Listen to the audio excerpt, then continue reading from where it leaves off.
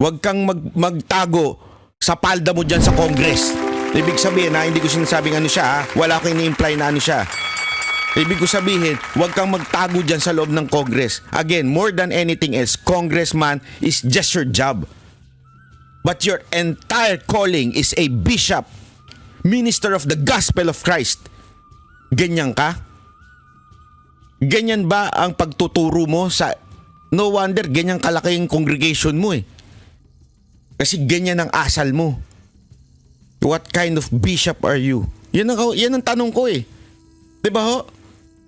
Anong klase kang bishop? Hindi ho tama yan, sir. Sa totoo lang. Mag-repent ka. Not to me. Hindi ko hihingi ng apology mo. You repent to God. Kasi mali yan, sir. I rebuke you. Pati kayo mga vloggers, mga followers nyo, tanga. Sir, hindi lang ho isa lang ang sinabihan yung tanga. Pati yung mga mamamayang Pilipino, sinabihan yung tanga. Pati lahat na lang, nilahat yun na vloggers. Kung sabihin ko kaya kayong mga congressman ay magnanakaw, di ba magagalit ka? Kasi sabi nyo, wag nyo lahatin. Wag nyo i-generalize. Ikaw nga generalize mo na yung lahat kaming vloggers tanga. You want us na hindi i-generalize yung mga statement na mga congressman magnanakaw, mga congressman corrupt. Ayaw nyo yun, di ba?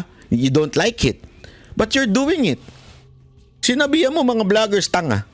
Why are you generalizing it? Yung mga tanso lang ang tanga. Hindi, totoo naman talaga kasi. Kaya lang yung mga... Di ba? Uy, ano talaga, mensahe ko kay Abante. Sir, mali ho talaga yun. Ako, nasaktan ako para sa mga kasamahan ko dyan.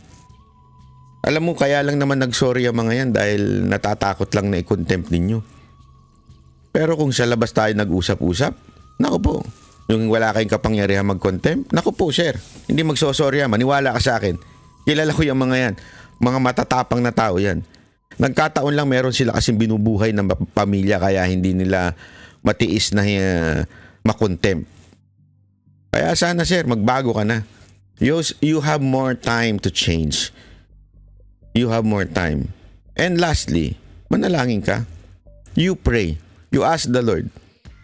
With sincerity in your heart. You ask the Lord, tama ka ba o mali ka? Hindi ako magsasabi sa'yo. Hayaan mo ng Panginoon ang kumausap sa'yo. Okay? Magandang araw sa inyong lahat. Ako po si Banat Bay at eto, pag-usapan na po natin yung nangyaring hearing kagabi, no? Kahapon. Alam nyo mga kababayan, mixed feelings po ang naramdaman ko doon sa hearing na yon, ha? Alam nyo, ako po ay kilala ko po itong mga vloggers na ito at ito po ay talagang hindi ho ito mga ordinaryong, sabi nga ni Marcos, inutusan mong bumili ng suka. Hindi ho. Ito ho'y mga profesional. Ito ho'y abogado. Ito po ay mga lehitimong journalist, mga tutunay at profesional na doktor. Hindi ho sila yung katulad ng mga tanso vlogger na kung saan-saan pinulot. Naintindihan ko yung init ng ulo nito mga congressman natin kasi meron naman talagang nagpapakalat ng fake news. Pero halatang-halata na ang tinatarget po nila ay ang mga Duterte supporter lamang at yung mga sumusuporta sa, alam mo yun, sa kandidatura ni VP Sara Duterte. At syempre, ang binabanatan din nila yung mga pumupuna sa mga maling ginagawa nila. Alam nyo, hindi ho tama yung ganito. Ako ho, maglalabas sa inyo ng aking damdamin. Alam nyo, sa totoo lang, hindi pa po ako nakatanggap ng imbitasyon. Isa lang po yung akin natanggap, which is yung show cause order na nung nakaraan pa. Natanggap ko po yun, actually hindi naman inabot sa akin. Natanggap ko lang po yun through another third party, hindi ko na lang sasabihin kung ano, pero natanggap ko yon, tapos na po yung hearing na pinapapunta nila sa akin. Okay? So, ngayon, as of now, wala pa po akong natatanggap na kahit na ano. Gayunpaman, sumama yung loob ko nung napanood ko yung hearing na ito. Kaya ikaw, Abante, mag-sorry ka sa akin, sumama loob ko. Ganun ka eh. Di ba? Yun ang totoo, ganun ka. pagka sumama ang loob, kailangan mag-sorry sa'yo. Ano to? Kailan ka man naging Panginoon? Ha? Ang alam ko, yung pinagsisilbihan mo bilang isang bishop, ayan ang tunay na Lord of Lords. Ikaw ano, Lord? Ako si Lord Byron. Kaya dapat, sa akin ka nagsosorry. Hindi yung... Hindi, alam mo mga kababayan, ito wala nang biro Maliho kasi. Maliho mga kababayan. Bakit? Ang mga public official, sila ho ang ating servant. They're public servant. Noong panahon ni Pangulong Duterte, yan ang idiniin. Diniin ni Pangulong Duterte. Kami ay mga trabahante nyo lamang. Bakit ngayon hindi na ganun ang asal nyo? Ang asal nyo, kayo ay Panginoon. Na pag nasaktan namin kayo, kailangan namin mag-sorry. Hindi ganun dapat Sabi nga ho na Supreme Court po Supreme Court na nagsabi niyan, hindi dapat ang mga opisyal ay onion skin. Kaya pala nagmamahal ang onion dahil kinuha nyo lahat ng onion skin. Pinitas nyo na lahat, di ba? Ay nako, hindi tama yan mga kababayan. Alam mo, eto, nung pinanunod ko ngayon, mixed feelings na naramdaman ko. One, galit. Dahil, bakit tayo umabot sa ganito? Bakit tayo umabot sa ang mga public official ay asal Panginoon na? Bakit? Bakit pwede nilang babuyin ang mga kababayan natin na siyang nagpapasahod sa kanila?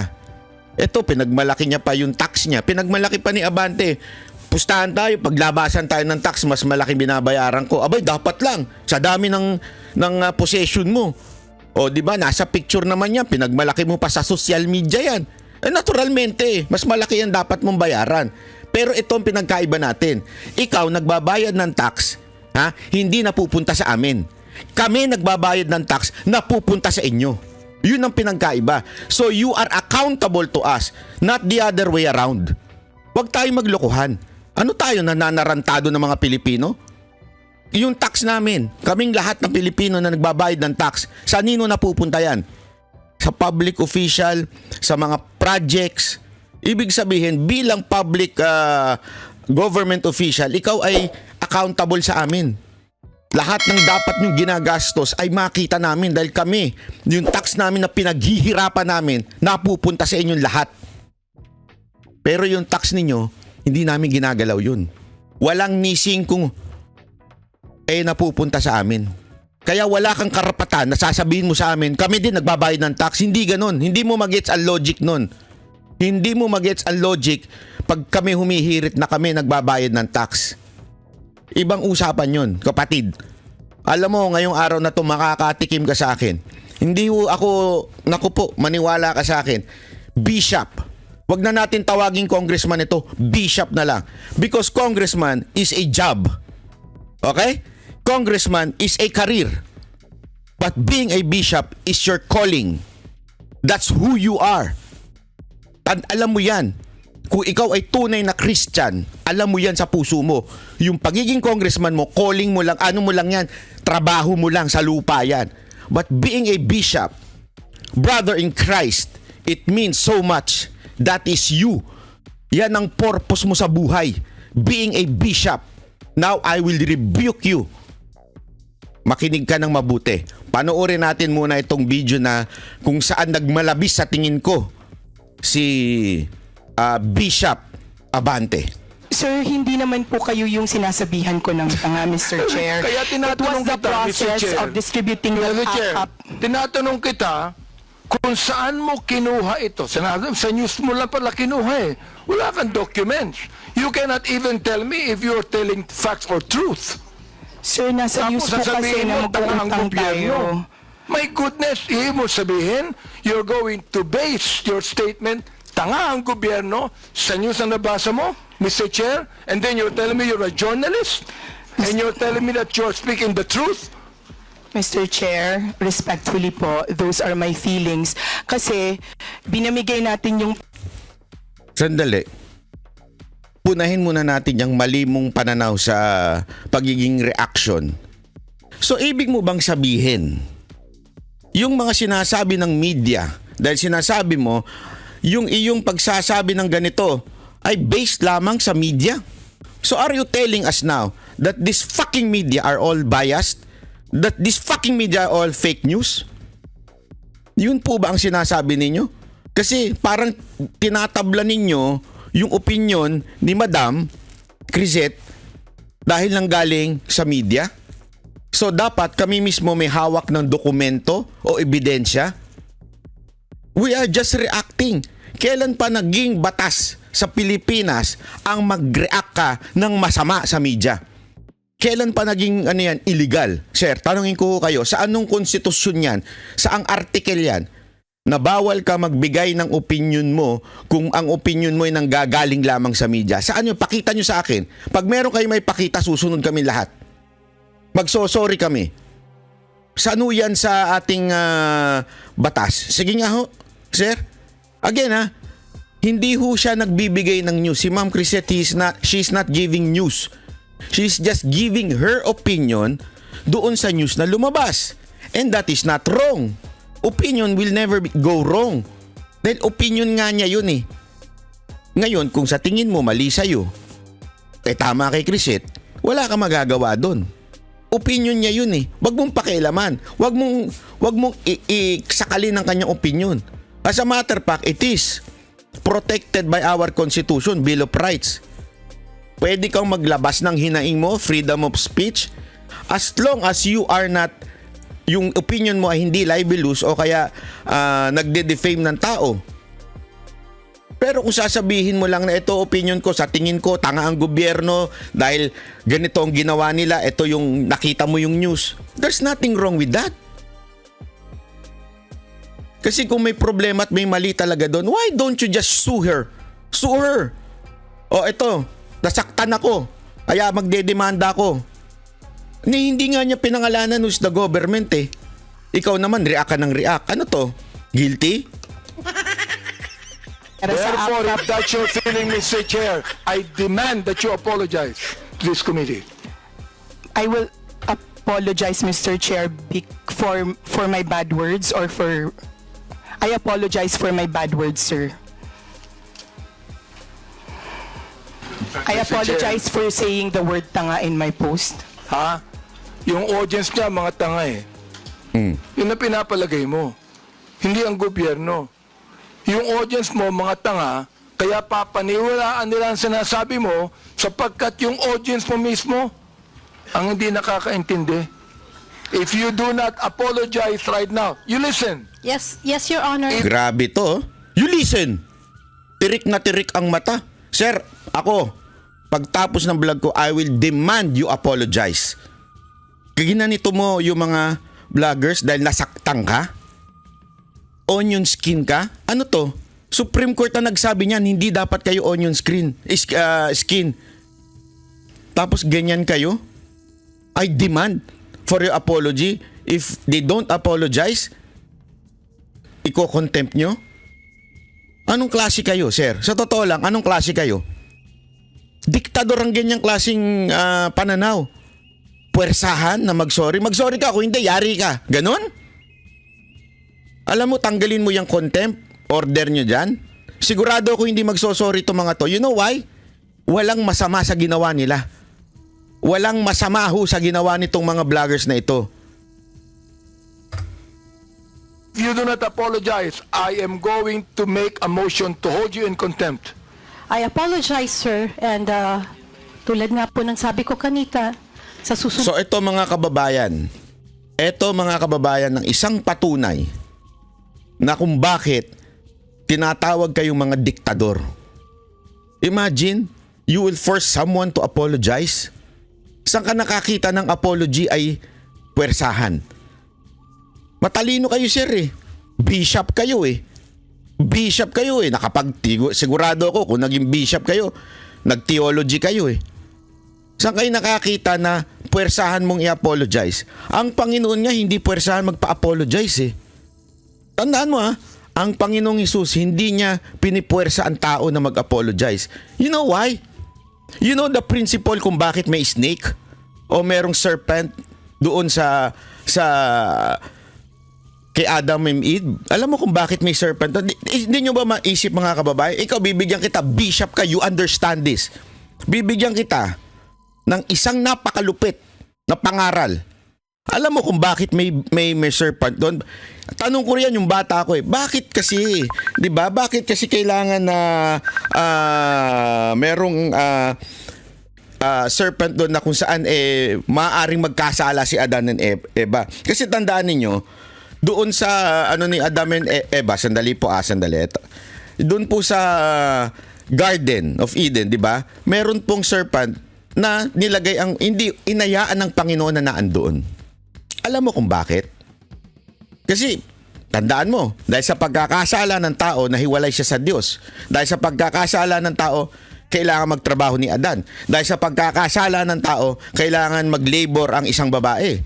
Antindi ng consequence ng kasalanan na yon. Bakit nilagay ng Diyos yung ahas dun? Yung serpent dun? Bakit? You know why? Because loving a person, it's a free will. Loving God is a free will. Kung tinanggal mo yung serpent na yun, yung ahas na yun, kung tinanggal mo yun, pwersahan lang nilang mamahalin ng Diyos. And that is not love. Because it was forced. Ngayon, that the serpent is there, Adam and Eve has a choice to follow God or to disobey God. That's what you call free will. Now, Mr. Abante, even in apologizing, and you're not giving the person a choice by saying, iko-contempt kita pag hindi ka nag-apologize. Anong klaseng tao ka? Dinaig mo pa ang Panginoon. Dinaig mo pa ang Diyos. Talagang ang asal mo, Panginoon na. Gusto mo, sumunod sa'yo ang tao kung hindi paparusahan mo. Ganon? What kind of person you are? Yung totoo. Tuloy natin. Po ay maghahanap na lang po muna tayo ng mga under Yun. oath. At Okay hindi daw, po ha? tayo magre-rely sa mga balita ng news. Salamat na- po. Okay po. Kaya Maliwanag fake news. Yun ang ibig sabihin, non-fake news. Ito, tutuloy ko ha. Salamat din po, Your Honor. Ito sinabi nyo, ikaw, binanggit mo na ito ha. And this is something that you should apologize also. Anong sabi mo? Do not let these criminal forces twist reality to turn a strong, decisive leader into a monster. Now let me ask you, who are these criminal forces? Miss M. Nasaktan siya dito, dun sa criminal forces. Akala niya siguro siya yun. Ewan ko dito, bakit mo naisip na ikaw yun? Please answer. Okay. I have this, kasi tulad ng sabi ko, ito po ay mga reaction at opinion ko lamang. Well, therefore At, you apologize because this is okay not po, true. sir. Okay, sir. I apologize. Okay, Mr. Chair, this is the second time that Miss MJ has apologized. I hope that next time, kayong mga vloggers, wag kayong magbibigay ng opinion lang, impression ninyo. Ibigay nyo yung katotohanan, may dokumento kayo. Grabe, alam mo pag nakita sigurado to ng korte, maling-maliho ito. Para, kung opinion niya yun anong pakialam mo? Sino ka? Sino ka para diktahan yung opinion ng Ali, ni Ma'am MJ? Sino ka? Para kontrolin ang nararamdaman namin. Kailan ka pa namin naging boss? Kailan ka pa naging Panginoon namin? Para kontrolin mo kami. Kung yan ang opinion namin anong pakialam mo? O ikaw, may opinion ka rin sa amin. Pinakikialaman ba namin? Sapagkat meron kaming documents to show Naiinsulto ko, I am insulted with your statement. Being the chairman of the Committee on Human Rights and one that's investigating, I am actually insulted. So what? So what? If you are insulted, so what? Is that illegal? Illegal po ba ma-insulto kayo? Public official ho kayo We can react to your works, to your deeds. At kung ma-insulto kayo, problema nyo na yun. Hindi na namin problema yun. Kung ayaw mo palang ma-insulto, umalis ka dyan. Public official ka Nakalimutan mo? Diba? Every authority emanates from the people. Nasa konstitusyon natin yan. Sa amin ang gagaling ang kapangyarihan ninyo. Hindi sa inyo. Ang kapal din ng mukha ninyo, sir eh. Sa totoo lang, ang kapal din ng mukha ninyo. Statement. Again, my apologies, sir, and noted po sa mga suggestions po ninyo. At gusto ko lang din pong sabihin na yung pong post has nothing to do with you. Hindi po, it has nothing to do with, pasensya na po. Well, Mr. Chair, maraming salamat, no? Yung binabanggit mong nothing to do with me, pero yung tinawag mong criminal forces, kasama kami dun eh. Ikaw naman, mag-isip naman kayo. Ang hirap nito, Mr. Chair, itong mga vloggers na iba, ito ang mga tanga eh. So, tatanga-tanga ang gobyerno. Mag-isip kayo. Hindi lang sumusulat kayo kung anong gusto nyo isulat dyan. You're telling us na yung criminal forces, gusto kong sabihin ngayon, Mr. Chair, publicly, ikaw ang tanga. Okay, Your Honor, pero... Okay, Your Honor. Grabe to. Mga kababayan, ako nagtatanong ho sa inyo. Ganito bang leader ang gusto ninyo? Ganito bang leader? Kung kami man ako wala akong sinasabi, pero kung sila man, itong mga vloggers ito, sinabihan kayong sa tingin namin, tanga kayo. Kunwari lang, assuming na sinabi talaga nila yan, I do not know. Hindi ko nababasa yung mga post nila. What's wrong with that, sir? Una-una, eto basahin ko lang sa'yo. Article 2, Section 1 ng Philippine Constitution. Eto Section 1. The Philippines is a democratic and republican state. Doon pa lang, sapul ka na, sir eh. Democratic. Pangalawa, sovereignty resides in the people and all government authority emanates from them. Doon pa lang ho, nakakalimutan nyo ho ata ang kapangyarihan ninyo. Nanggagaling, sovereignty resides in the people. In the people ho. Article 2, Section 1. Kaya kung masabihin man namin na sa tingin namin ang tanga ng inyong mga desisyon sa buhay, ang tanga ng desisyon nyo pagdating sa pagtatrabaho, dahil you are our public servant, alalay namin kayo, alipin namin kayo. Yun ang tunay na description nyo. Hindi kayo ang boss namin. Nakalimutan mo ba yan, sir? Patalino ka, sir eh. Bishop ka eh. Bakit mo nakalimutan yan? Mr. Abante, bakit? Are you going to force us to respect you?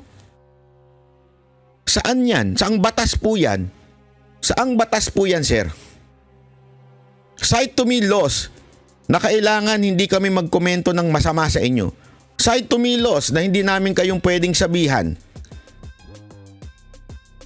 Karapatan po namin. Again hindi ko po kayo sinabihan ng tanga. Assuming lang. Let's just assume. Kasi ako sa tingin ko matalino kayo eh. Bishop kayo eh. Nakapag-theology kayo eh. Ang hirap yan Pero bakit ganito ang reaction ninyo? Ako, ang feeling ko, more than the stupidity, sa tingin ko, kayo ay umaabuso sa kapangyarihan. And you are lording over us. That's not the case, sir. Hindi ho yun. Mali ho kayo dun. Bakit ho? Nasa konstitusyon natin yan. Public servant po kayo. Huwag mong kakalimutan yan. Job pa lang yan, sir. Eto, antayin mo. Pag-uusapan natin ang calling mo. Pero again, hindi ko po alam kung saan nyo po nakukuha yung idea nyo na kayo yung criminal forces.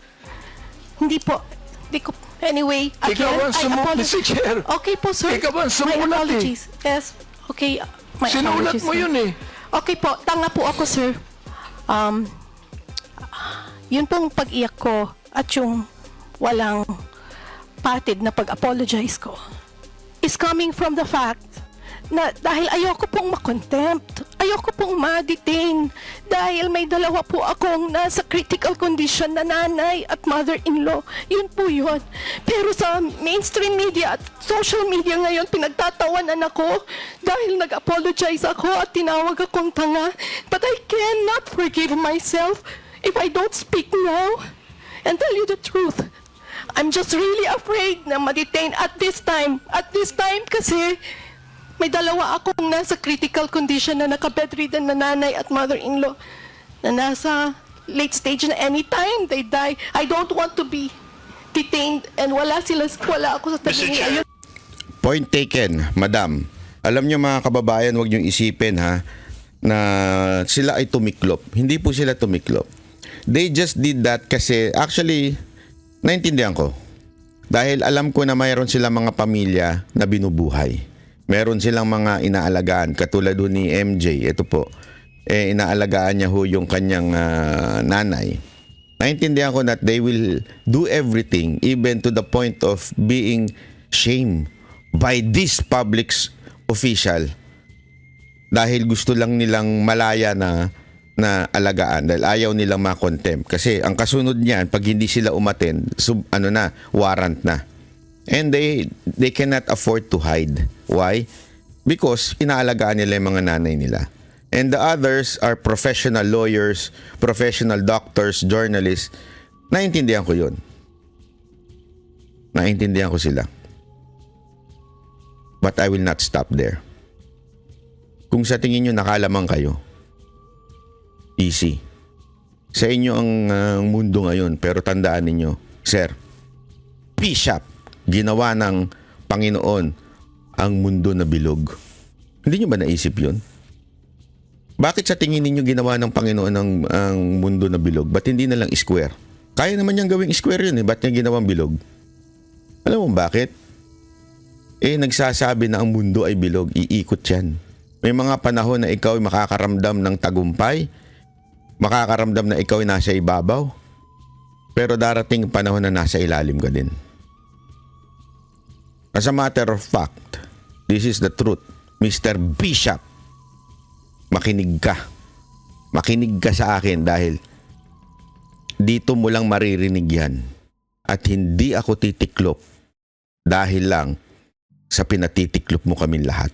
As a matter of fact, ginawa nyo yan para kumuha kayo ng soundbites at ilantaran sa mga social media at saka sa media na kami ay tumitiklop at walang paninindigan. Nagkakamali ka. Nagkakamali ka. Oo, yung mga yan, because they're professionals, they have to leave. Pero may mga tao pang papalag sa inyo. And ako po isa dun. Maniwala ka sa akin. Maniwala ka man sa hindi, pinag-isipan ko na mabuti ito. And I will rebuke you because you are a bishop. You are a brother in Christ. Ito lang, kasimple. Mr. We have different denomination. We're both non-Catholics. I'm not saying we're perfect. We're not supposed to be perfect. Because if we're perfect, nasa langit na tayong lahat ngayon. We're not perfect. We're saved by grace. We're sinners saved by grace. I understand that. I'm not perfect too. I have many flaws in my life. But I am just, quote-unquote, part of the congregation. But you are a bishop. You are a leader of a church. Meaning, much is expected from you. That's biblical. Basahan ko kayo ha. Baka akala ninyo nagbibiro ako dito ha. 1 Timothy chapter 3 verse 2. Para lang alam mo, bishop, papaalala ko lang sa'yo. A bishop then must be blameless. Hindi po ako nagsabi niyan. Ito po ay Biblia, God's breath. Ibig sabihin, inspired by God. Ibig sabihin, galing na ito mismo sa bibig ng Panginoon. A bishop then must be blameless. The husband of one wife, I don't know siguro naman. Vigilant, sober, or good behavior. given to hospitality, and up to teach. Tanungin ko kayo, are you like that? Mga kababayan, kayo ang tanungin ko. Si Bishop Abante ba ay blameless, vigilant, sober, of good behavior? Sa ibang translation, King James po yan ha. Sa ibang translation po, ito ang sabi, 1 Timothy 3 verse 2.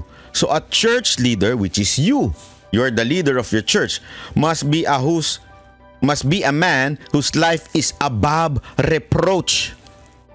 Antindi po nun. He must be faithful to his wife. I hope. He must exercise self-control. Look at your behavior, sir.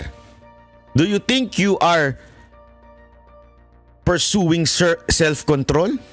Did you act as a self-controlled man? Live wisely and have a good reputation. Sir, ano reputasyon ninyo? Sige, tanong ko kayo, ano ang reputasyon ninyo bilang congressman? Kayo ang congressman na mayaman. Kayo ang congressman na maluho. Hindi ako nag-ano yan ha. Kayo ang mismo nagpo-post ng mga property ninyo. He must enjoy having guests in his home and he must be able to teach. Yan ang church leader. Ngayon, I will point to you one of your sin. Ha? Ito. Matthew 5 verse 22. But I say, if you are even angry with someone, ito if you are angry with someone, you are subject to judgment. If you call someone an idiot, sa Tagalog, tanga, you are in danger of being brought before the court. And if you curse someone, tulad na rin ng sinasabi mo na hindi naman mura na mo, you are in danger of fires of hell. Tanungin ko kayo, sir, did you call MJ tanga? Even if, sabihin ni Paduano, we strike that. Yes, you strike that in your court. You strike that in Congress. Pero nasabi mo na yan sa kapwa. Nasabi mo na yan. Yan ho ay nakatala na ho sa libro ng Panginoon. That you called someone an idiot. So, anong klase kang bishop? Tanungin kita, ako, sabi mo, bakit ikaw, banat ba? Nagsasabi ka rin naman ng tanga. Yes, I understand. Nagkakamali ako, di ba? Kaya nga minsan, nagsosorry ako eh. O madalas, nagsosorry ako pag nagmumura ako eh. Kasi nga, alam ko, medyo masama ho yun, di ba? Sabi nga ng Biblia, same mouth that worship God, ganun ang profanity na nanggagaling sa bibig. Naintindihan ko, kaya nag-ano ako. Pero don't ever forget na itong taong ito ay hindi lamang ordinary Christian o kuno but there's no ordinary Christian just to theologically correct. Pero ito kasi meron nung bilin ng Panginoon ano ho, bishop must be above reproach, bishop must be blameless, kasi you are the walking Bible. People are not reading the Bible, but they are reading the leaders who speak to them about the Bible. You are their gospel, and yet you're like that? Shame on you, bishop. Ngayon, kung magagalit ka sa akin, bahala ka. It's your right na magalit sa akin. Pero it's also my right to rebuke you as a brother in Christ. Mali ka, sir. And sana, tanggapin mo yan. As a Christian, accept it. You are wrong. Huwag kang magtago sa palda mo dyan sa Congress. Ibig sabihin hindi ko sinasabing ano siya wala akong ini-imply na ano siya. Ibig ko sabihin, huwag kang magtago dyan sa loob ng Congress. Again, more than anything else, congressman is just your job. But your entire calling is a bishop, minister of the gospel of Christ. Ganyan ka? Ganyan ba ang pagtuturo mo sa No wonder ganyan kalaki yung congregation mo eh. Kasi ganyan ang asal mo. What kind of bishop are you? Yan ang tanong ko eh. 'Di ba ho? Anong klase ka ang bishop? Hindi ho tama yan, sir. Sa totoo lang. Mag-repent ka. Not to me. Hindi ko hihingi ng apology mo. You repent to God. Kasi mali yan, sir. I rebuke you. Kaya nga, di ba, meron nga tayong sinasabi. Si Pablo, naintindihan niya yan eh. Si Pablo, naintindihan niya yan eh. Tandaan niyo, ito sinabi kong kanina, yung 1 Timothy chapter 3 verse 2. Si Pablo ho yan, nagsasabi kay Timothy. Kasi si Pablo na nakulong siya eh. So binibilinan niya si Timothy na kanyang disciple doon sa church na pupuntahan nila na ito dapat ikaw, ganito ka dapat. Ikaw ang mag-set ng example. Beyond above reproach. Yun ang sinabi ni Pablo kay Timothy, bilin niya yun. Alam mo paano pambili ni Pablo? 1 Corinthians chapter 11 verse 1. Ano yun? Imitate me as I imitate Christ. Ganong katindi yun, Brad. Hindi idolism yan. Imitate me as I imitate Christ. Can you say that now? Can you say that now? Doon sa mga unbeliever? Imitate me. I say stupid to people. Hindi ho. Kayo ang nagiging stumbling block ng gospel. Mantakin mo isa kang bishop, tatawagin mo yung isang babae ng stupid. I know you're mad. But remember, much is expected from you. You are a minister of the gospel. Don't ever forget that. Masyado kang naging congressman.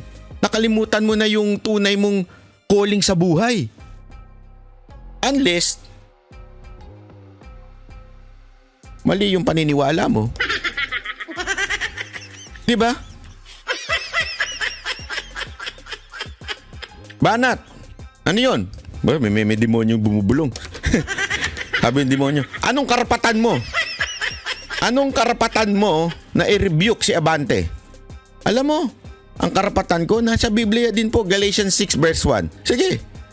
Brothers, if anyone is caught in any transgression, you who are spiritual should restore him in a spirit of gentleness. Na una-una dito, if anyone, may sinabi ba ditong kailangan yung kalibel mo lang ang i-rebuke mo? Hindi oh. If anyone, when you say anyone, lahat ba? Lahat. Ngayon, sasabihin mo, you are just rebuking si MJ. Ano sabi dito? If you rebuke a person as a bishop, as a minister of the gospel, dapat with gentleness, a spirit of gentleness. Nakalagay po dyan, Galatians 6 verse 1. Magbasa ka. Sir, nakakalimutan nyo na ata ang Biblia.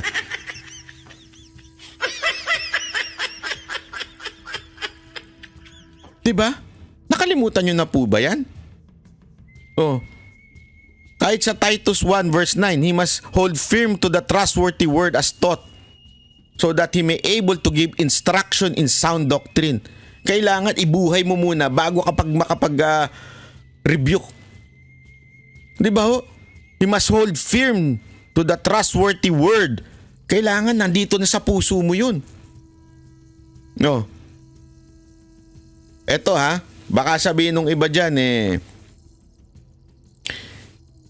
hindi pa pwedeng i-rebuke. Alam nyo, basahin nyo Galatians 2 verse 11 to 14. Si Paul mismo ni-rebuke niya Peter publicly. When Peter was acting hypocritical. Ganun po. Kaya I'm rebuking Bishop Abante right now. You are no longer living your calling, sir, congressman, especially bishop. You have accountability not just to your boss in Congress, but your accountability first and foremost, because you are called to be the minister of the gospel, is kay God, kay Christ. Sir, pasensya na ha. Sorry. I will say sorry now because I hurt your feelings.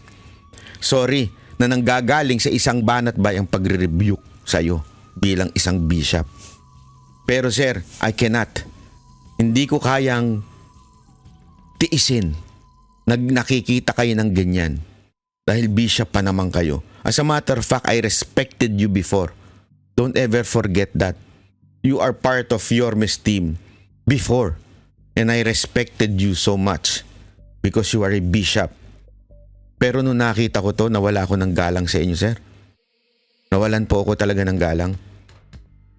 Mahal ko kayo kaya ako ginagawa ito. Hindi ko to ginagawa dahil para lang ipahiya kayo. I'm doing this publicly because you committed the sin publicly. And then now, I'm rebuking you publicly dahil public nyo ginawa yan. Sana you would repent to God, not to me. I will not ask for your apology. Kay God kayo mag-apologize. Mali, sir. And kung pwede, mag-apologize kayo dun sa babae. Nabastos nyo, sir. Dinurog nyo. And yet, you are happy to call yourself bishop. Anong nalang sasabihin ng kongregasyon nyo? Ay, ganito pala yung pastor namin. Ganito pala yung aming bishop. Sige nga ho, sir. Sige, sabihin nyo sa akin ngayon, with all honesty in your heart, tama yung ginawa ko. Ulitin ko uli. Sige nga, sir. When you pray, can you say that? Lord, tama yung ginawa ko. Sinabihan kong tanga. Yung isang, assuming na natin ha, hindi siya pareho natin ng paniniwala. So, ibig sabihin, sir, magiging stumbling block pa kayo ng mga non-believers ng paniniwala natin. Sa totoo lang, minsan napapaisip na ako eh. Minsan kini-question ko. But I have no authority to do that. Only you and God can understand kung talaga bang Christian ka o hindi. Wala tayong karapatan na questionin ang bawat isa. Kung isang tao ba'y mananampalataya o hindi. Kasi it's a relationship. It's between you and God. But sometimes napapaisip ako ng ganun. Pero binabawi ko naman sa isipan ko. Kaya sir, sana lang. Wag nang ganyan. Hindi tama yan eh. Aside from you are supposed to be a public servant of our country. Pero ganyan ang asal mo. So much more. Ikaw ay isang minister of the gospel. And you know that, sir. You know that. Alam mo sa puso mo yan. Wag mong sir, wag mong i-reject. Alam mo sa puso mo yan na nakadisappoint ka. Mantakin mo, kababaeng tao, umiiyak na, tawagin mo pang tanga. Okay lang sir kung sasabihin nila, kayo rin naman tumatawag. Ako, hindi ko siya tinawag pero kayo rin naman. As far as I remember, I cannot recall. Okay, kung meron man kayo nakitang video, siguro nakalimutan ko lang. Pero sa totoo lang, I cannot understand bakit ganun. Isa kang public official, sasabihan mo yung nagbibigay ng kapangyarihan sa'yo ayon sa ating konstitusyon ng tanga. Pati kayo mga vloggers, mga followers nyo, tanga. Sir, hindi lang isa lang ang sinabihan yung tanga. Pati yung mga mamamayang Pilipino, sinabihan yung tanga. Pati lahat na lang, nilahat yun na vloggers. Kung sabihin ko kaya kayong mga congressman ay magnanakaw, di ba magagalit ka? Kasi sabi nyo, wag nyo lahatin. Wag nyo i-generalize. Ikaw nga generalize mo na yung lahat kaming vloggers tanga. You want us na hindi i-generalize yung mga statement na mga congressman magnanakaw, mga congressman corrupt. Ayaw nyo yun, di ba? You don't like it. But you're doing it. Sinabihan mo mga vloggers tanga. Why are you generalizing it? Yung mga tanso lang ang tanga. Hindi, totoo naman talaga kasi. Kaya lang yung mga diba? Sana lang maintindihan nyo. Etong aking pag-vlog ngayon, hindi po ito ordinary vlog na Ito'y talaga, mensahe ko kay Abante. Sir, mali talaga yun. Ako, nasaktan ako para sa mga kasamahan ko dyan. Alam mo, kaya lang naman nagsorry ang mga yan dahil natatakot lang na i-contempt ninyo. Pero kung sa labas tayo nag-usap-usap, naku po, yung wala kayong kapangyarihan mag-contempt, naku po sir, hindi magsosorry yan, maniwala ka sa akin. Kilala ko yung mga yan, mga matatapang na tao yan. Nagkataon lang meron sila kasing binubuhay ng pamilya kaya hindi nila matiis na makontempt. Kaya sana sir, magbago ka na. You have more time to change. You have more time. And lastly, manalangin ka. You pray. You ask the Lord. With sincerity in your heart. You ask the Lord, tama ka ba o mali ka? Hindi ako magsasabi sa'yo. Hayaan mo ng Panginoon ang kumausap sa'yo. Okay? Maraming salamat ha, Bishop Abante.